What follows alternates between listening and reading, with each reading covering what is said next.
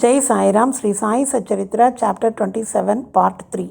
The Ramadasi returned soon with the Senapads and Anna Sinsanikar, who was then present and who wanted to play the part of Narada, the celestial rishi, who was well known for setting up quarrels between gods and demons and vice versa, informed him of what had happened.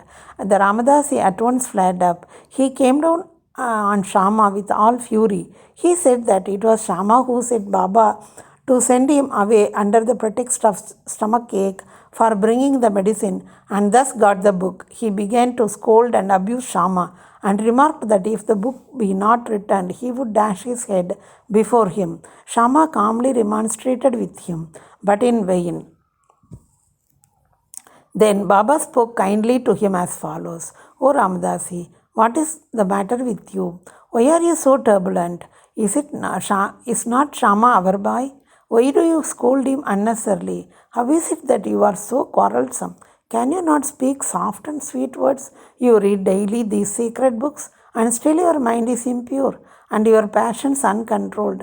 What sort of a Ramadasi you are? You ought to be indifferent to all things. Is it not strange that you should covet this book so strongly?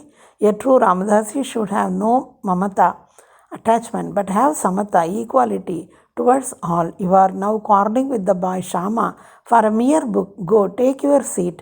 Books can be had in plenty for money, but not men. Think well and be considerate.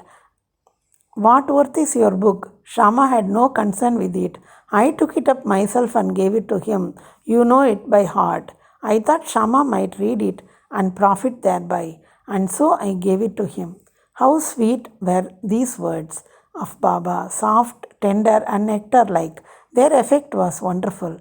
The Ramdasi calmed down and said to Shama that he would take Pancharatni Gita in return. Shama was much pleased and said, Why one? I shall give you 10 copies in return. So the matter was ultimately compromised.